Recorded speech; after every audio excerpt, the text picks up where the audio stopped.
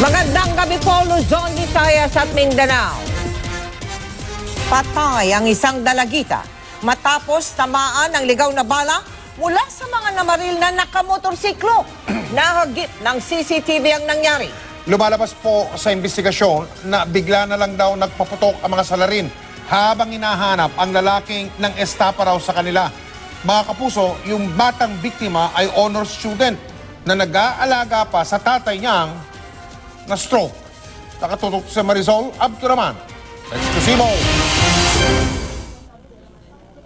Nauwi sa trahedya ang masayasa ng bakasyon ng 14 anyos si Jazel Justin Malyares sa Tondo, Maynila.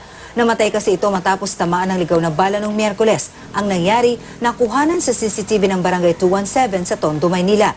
Makikita rito ang riding in tandem na dumaan sa Antipolo Street malapit sa kung nasaan ang biktima.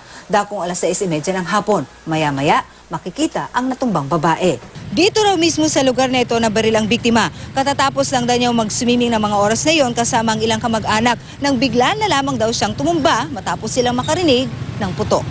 Kala ko gulong pag tingin ganon, binaliwala ko. Pag bumaksak pamakit ko, kala ko nabandog lang. Pag tayo ko, tama sa mata. Naitakbo pa raw si Jazel sa ospital pero binawian din ng buhay kalaunan. Bago nito, nagtanong pa raw ang mga suspect sa isang residente sa lugar na nakiusap na wag ng pangalanan at ipakita ang mukha.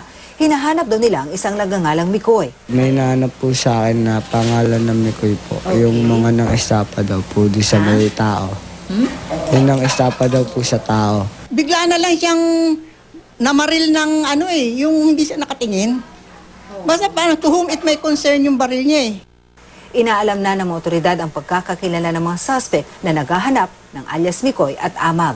Onsehan or na inistapa sa droga. Inistapa po ng mga gunman natin sa halaga pong 6,200 po. Hustisya ang hiling ng mga kaanak ng biktima. Marisol Abduraman, nakatuto, 24 oras.